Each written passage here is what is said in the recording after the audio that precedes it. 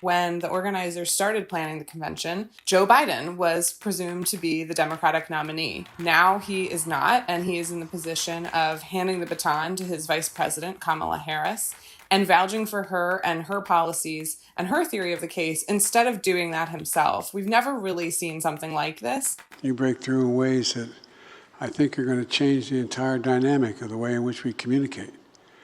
And that's why I invited you to the White House, because I'm looking for a job.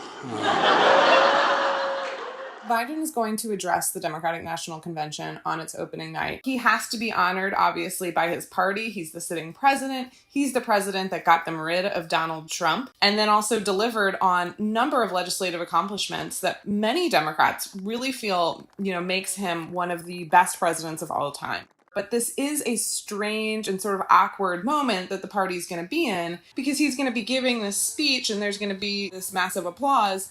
But the party effectively pushed him out as the nominee. It's an opportunity to talk about unity. It's an opportunity to be in front of millions of Americans to talk about what we've done in the last 3.5 years. One of the goals of any convention is to project party unity. Obviously, Biden allies are still a little miffed, have some hurt feelings about what happened after Biden's disastrous debate. Leaders of the party, especially Nancy Pelosi, but also Chuck Schumer and Barack Obama, either tried to oust him from the race or really make clear, at least, that they had serious concerns about him remaining the candidate. What's interesting is these tensions are sort of existing at the same time that the party has united in a remarkable fashion behind Kamala Harris. So the party, in one sense, is extremely united, but at the same time, there are still these lingering tensions, and it's going to be important for the party to project unity despite all of that. Today, we take the next step, thank you, Joe,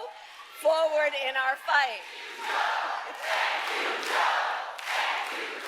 One really tricky thing that Democrats have to do at this convention is honor Biden's legislative legacy, but also transitioning the focus to the Harris-Walz ticket. Biden is not the nominee anymore, but also because voters, they don't like Biden's handling of a lot of issues.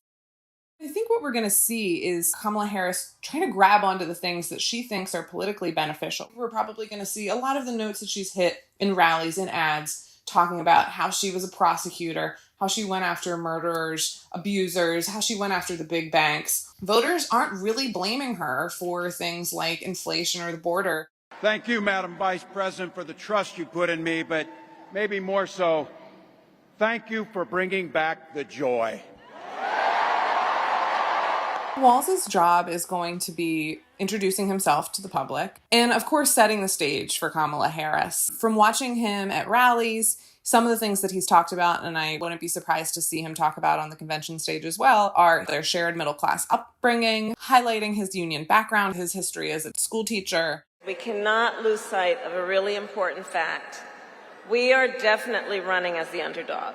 The big picture the voters are going to get is a lot of excitement and energy around Kamala Harris. She has been able to do something that few Democrats have in the Trump era, which is take that microphone away from him. He usually is able to dominate the media completely, and instead she really has done that. That'll just give her the opportunity to start off sort of the beginning of what we consider this last stretch of the race with a lot of enthusiasm.